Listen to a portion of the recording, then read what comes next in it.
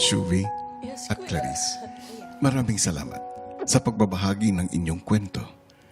Sa paglabas nyo ng aking bahay, baunin nyo ang mga alaalang ito.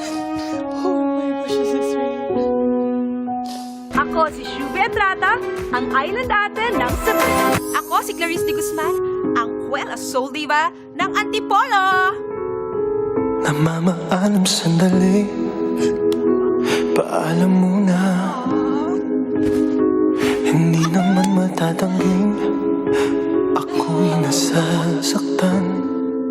Pagmamahal ang nagdala sa inyo sa yugtong ito ng inyong paglalakbay. Shuvi, nahuli ka mang pumasok ng aking bahay. Hindi ito naging hadlang para maipamalas mo ang iyong mga katangi-tanging katangian. Isang housemate na marunong tumanggap ng kamalian. Yung mga mali ko po, medyo nagsisisi din po ako. Alam ko po na deserve ko po maparusahan. Sorry po ulit, kuya.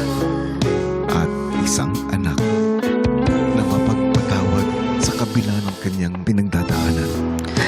Mahal ko naman po yung daddy ko, kuya. Kaya yung pagpapatawad po sa kanya, binibigay ko naman po talaga. Clarice, sa pagpasok mo sa aking tahanan, iisa ang layunin mo.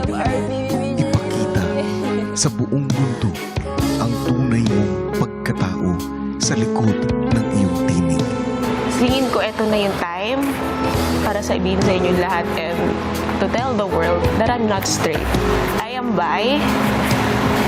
Yes, I have a partner for 4 years. I am proud! Nagsilbi kang kanlungan ng pag-unawa at pagmamahal para sa iyong mga kasama. Guys, alam nyo, kahit karni lang yan, kahit tayo succeed, hindi pagkakasunduan. Karni lang yan, kaysa ganyan na may karni tayo pero di kayo tayo nagkikibuan sa lamesa. Sa inyong pag-alis mula sa aking tahanan, dalhin ninyo ang mga aral at masasayang alaala mula sa pamilyang nabuo ninyo sa aking bahay. Sa bahay po ninyo, mas nag-ignite lang po yung fire sa heart ko po. May paglaban pa po yung mga pangarap ko para sa akin at sa pamilya ko. So habang buhay ko po dala-dala, yung lakas po na natutunan ko po dito sa bahay niyo po, kuya. Aking bahay. Natutunan ko pong mas maging matapang. Mas natutunan ko pong mas tanggapin yung sarili ko. Mas natutunan ko pong huwag matakot sa husga ng mga tao. Masasabi ko po, sobrang buong-buo na po ako dahil po sa inyo. Dahil po sa bahay na po. Dahil sa bahay na to, nabuo po ako. Paalam mo na sandali, kailan pa naging madali? Kahit tayo kung sa akin mawala ka, walang magagawa. May your love and voice continue to grace the world. Aking island ate ng Cebu, Shuvi, at aking Kuwela Soul Diva ng Antipolo, Clarice. Paalam mo na, sana sandali lang.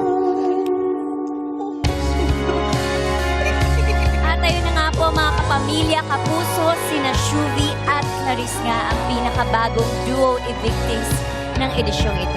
Kaya silipin natin na nakuha nilang boto, pati na rin ng dalawang naligtas na duo. Ito na nga, ang nakakuha ng pinakamataas na boto ay si Dustin at si Bianca with 36.83%, Followed by AZ and River na nakuha ng 31.67%.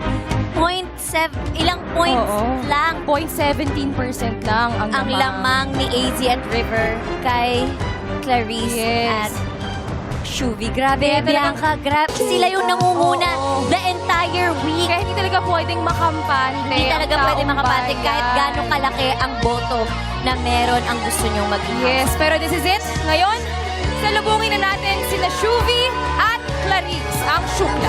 Yes, Pilipinas and Team Online. Narito na ang island ate ng Cebu na si Shuvi at ang Kuwela Soul Diva ng Antipolo, Clarice.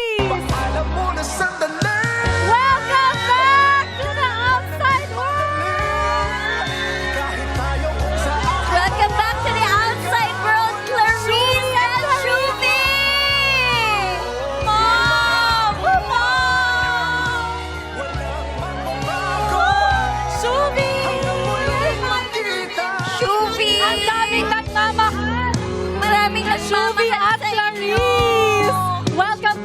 outside world ang Shukla. Dito muna kayo! Dito muna kayo! Ayan! Shuvi and Clarice, OA sa